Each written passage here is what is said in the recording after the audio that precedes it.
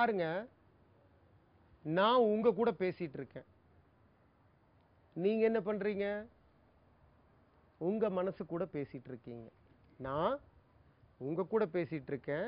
நீங்க உங்க மனசு கூட பேசிட்டு இருக்கீங்க. என்ன தம்பி என்னென்னமோ சொல்றாரு.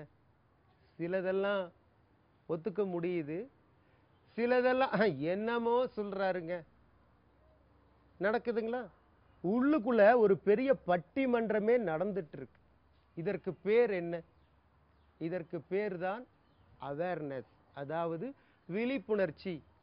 ஒரு 90% நேரத்தில் இந்த விழிப்புணர்ச்சி அப்படிங்கிறது நம்ம கிட்ட இருக்கிறது இல்லை. இந்த பயிற்சியை நீங்கள் செய்யும் பொழுது அந்த உச்சக்கட்டமான விழிப்புணர்ச்சியை நம்மால் பெற முடியும். ஏற்கனவே பார்த்தோம், பாடி டிசிப்ளின் நம்ம கிட்ட இருக்கா? இல்லை. சரி, மைண்ட் டிசிப்ளின் இருக்குங்களா? இன்னைக்கு முடிவு பண்றோம், காலையில் 5 மணிக்கு எழுந்து நம்ம வாக்கிங் போறது அப்படின்னு.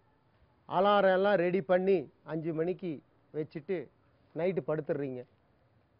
காலையில் 5 மணிக்கு அலாரம் அடிக்கும். உடனே போய் என்ன பண்றோம்? அலாரத்தை ஆஃப் பண்றோம். ஆஃப் பண்ணிட்டு நைட்டு தூங்கவே இல்லை, கொசு ரொம்ப கடிச்சிருச்சு, சும்மா அழட்டிக்காத தூங்கு அப்படின்னு பெட்ஷீட்டை போட்டு நம்ம தூங்குறோம். அப்புறம் 9 மணிக்கு டைனிங் ஹாலுக்கு நம்ம சாப்பிட வருவோம். அப்போ இந்த மனசு சொல்லும், என்ன இருந்தாலும் நம்ம வாக்கிங் போயிருக்கணும், தப்பு பண்ணிட்டோம்னு வருத்தப்படும்.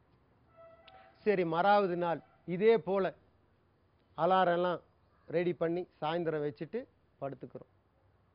மறுபடியும் காலையில் அலாரம் அடிக்கும்போது மறுபடியும் போய் அலாரத்தை ஆஃப் பண்ணுறோம். ஆஃப் பண்ணிட்டு வெளியில் ஒரே பனியாக பேஞ்சிட்டு இருக்கு. இந்த பனியில் யாராவது வாக்கிங் போவாங்களா? சும்மா அழட்டிக்காத தூங்கு அப்படின்னு பெட்ஷீட்டை போட்டு மறுபடியும் படுத்து நம்ம தூங்குறோம். மீண்டும் 9 மணிக்கு டைனிங் ஹாலுக்கு சாப்பிட வருவோம். அப்போ இந்த மனசு சொல்லும், என்ன இருந்தாலும் நம்ம தப்பு பண்ணிட்டோம், நம்ம வாக்கிங் போயிருக்கணும்.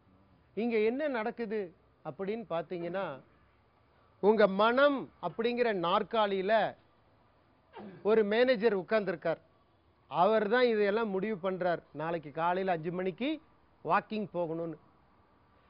காலையில் 5 மணிக்கு அலாரம் அடிக்கும்போது பார்த்தீங்கன்னா பழைய மேனேஜர் அங்கே இல்லை, புதுசாக ஒரு மேனேஜர் உட்கார்ந்துருக்கிறார். அவர் தான் சொல்கிறாரு, சும்மா அழட்டிக்காத தூங்குன்னு. அவர் பேச்சை கேட்டு தூங்கிட்டோம்.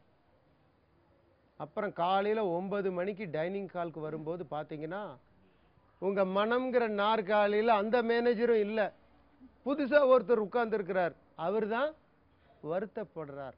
ஆக நாம் அனைவரும் தனி ஒரு மனிதர் அல்ல, இதுக்குள்ள ஒரு பெரிய கும்பலே உள்ளுக்குள்ள இருக்கு. இந்த கும்பலுக்கெல்லாம் லீடர் அப்படிங்கிறவர் ஒருத்தர் அவசியம் தேவை. நம் மனம் வேலை செய்யக்கூடிய மனம், நிர்வாகம் செய்யக்கூடிய மனம் அப்படின்னு இருக்கு. இந்த நிர்வாகம் செய்யக்கூடிய மனதை இந்த வேலை செய்யக்கூடிய மனங்கள் எல்லாம் அமுத்துறதுனால தான் இந்த பிரச்சனை வருது. இந்த பயிற்சியை நீங்கள் செய்யும் போது இந்த மைண்ட் டிசிப்ளின் அப்படிங்கிறது நமக்கு வரும்.